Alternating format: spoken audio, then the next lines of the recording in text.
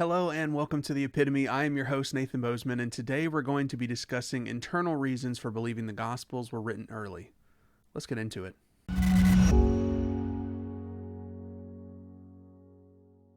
I should mention that the scholarly consensus on the dating of the Gospels is between about 70 and 110 AD, and so in this video we're going to be arguing for a much earlier date than that. I'm going to present 5 internal reasons today for believing in the early dating of the Gospels. My first 2 are going to be what you might call an argument from silence. However, I'm going to explain why I think they're strong arguments from silence, and then the other 3 considerations are going to be based on what was said within the text. Reason number 1 is that there isn't any mention of the siege or destruction of Jerusalem. Let's imagine for a moment you read a history of New York City, and it failed to mention the destruction of the Twin Towers. You would reasonably conclude that the book was written before September of 2001.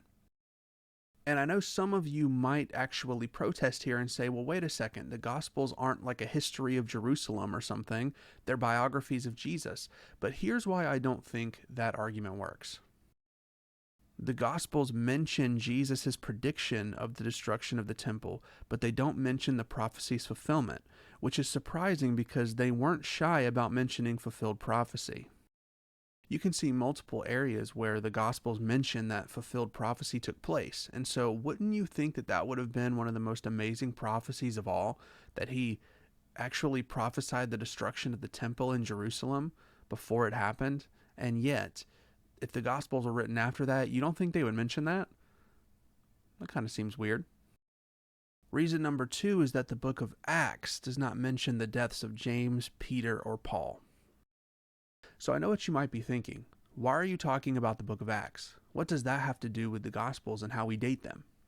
Well, the answer lies in the fact that the Gospel of Luke was written before the book of Acts, and Luke's main source is Mark. And Matthew was also written before Luke. And so if Acts is written earlier than 70 AD, then the Gospel of Luke had to be written before that, and the Gospels of Matthew and Mark before that. So now the question is, do we have reasons to believe that the book of Acts was written before 70 AD? And I think that we do, and it's in the second argument that I mentioned. It doesn't mention the deaths of James, Peter, or Paul. We should first say that the Bible mentions the martyrdoms of James, the brother of John, of Stephen, the deaths of John the Baptist, and of Jesus himself. But why would a careful historian like Luke, who wrote the book of Acts, leave out the deaths of the main people in his narratives?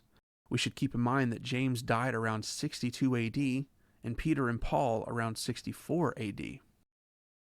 It should be noted that the book of Acts abruptly ends at Paul's trial before he is actually killed.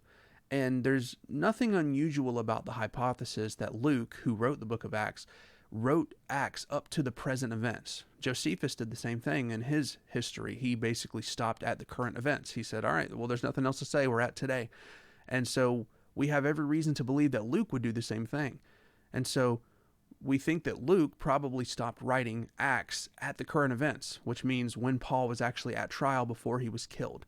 And so we actually have internal reasons in the text to believe that the book of Acts was written at or around 64 AD when Paul went to his trial and was eventually martyred, which once again gives us reason to believe that Luke, which was written before Acts, was written before 64 AD, and then Matthew and Mark, that were written before Luke, were also written before then. Our third argument is going to be something we've already mentioned, but I do want to cite it and talk about it in detail here. The Gospel of Luke was written before Acts. Acts chapter 1 begins with the first account I composed, Theophilus, about all that Jesus began to do and teach until the day he was taken up to heaven. And then he continues. He's talking about the Gospel of Luke there. And then, as we mentioned before, the book of Acts abruptly ends during Paul's trial in Rome, as if the events mentioned reached the present day. So these were mostly points I mentioned in argument number 2, but the thing that I'll mention here is when you read Acts chapter 1, verse 1, you see that name Theophilus, who Luke is writing to, and you see the exact same name mentioned in Luke chapter 1. He says he's writing to Theophilus. And so we have no reason to believe that Luke would just make up the fact that he wrote Luke before Acts. And then once again, because Acts ends so abruptly, we have every reason to think that Paul's trial was the present thing that was happening whenever Luke went to actually deliver his letter to Theophilus. Now let's get into our fourth consideration for why the Gospels should be dated earlier than 70 to 110 AD, because we've already got it down right now to about 64 AD. But do we have any reason to believe they could be written earlier? I think the answer is yes. Paul quotes the Gospel of Luke in two different instances of his writings. So before I get into the quotes of Luke from the Apostle Paul, let's think about how significant this is. The Gospel of Luke, we've already said, had to be written before the book of Acts, which we can reasonably assume was written at or around 64 AD. And so the Gospel of Luke, let's just say it was written around 60 AD based on what we've considered before. Can we go even earlier than that? Well, I think that if we think about Paul, who was writing from around 53 to 54 AD, that's when most scholars date 1 Corinthians, which was probably his first letter.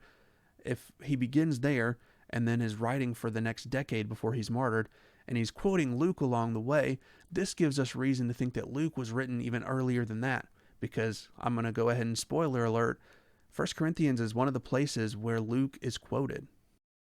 But the first quote is going to be in 1 Timothy chapter 5, verse 18. It says, "For the scripture says, 'You shall not muzzle the ox while it is threshing,'" which is a quote of Deuteronomy 25:4. And then it continues and says, "The laborer is worthy of his wages," which is a direct quote of Luke chapter 10, verses 6 and 7. And then here we go in 1 Corinthians 11, 23 and 26. Paul describes the Lord's Supper, and he uses the exact same language that Luke uses in Luke 22, verses 19 and 20. And again, 1 Corinthians was written around 53 to 54 AD. So if we take everything into consideration so far, if Acts was written at or around 64 AD based on the fact that it was brought up to major events, and then Luke was written before that, and then Luke also had to be written before 1 Corinthians because it's quoted in 1 Corinthians, meaning it has to be written before 53 AD, and then if we take the scholarly consensus that Mark and Matthew were written before Luke, because Mark is Luke's main source, then that gives us great internal reasons to believe that the synoptic gospels were written at the very least before 53 AD, which I think is very significant. And finally, we're going to get into our fifth and final consideration. The gospel writers clearly intended to write accurate history and have shown to be close up to the facts. Another way I could word this is that the gospel writers have shown to be either eyewitnesses or close to eyewitnesses. And I'm going to try to remember to put a little card up here for you to check out my last video on the argument from undesigned coincidences that shows that the gospel writers at the very least were up and close to the facts.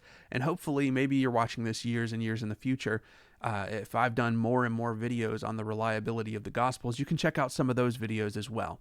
But let's also check into the fact that the gospel writers clearly intended to write accurate history.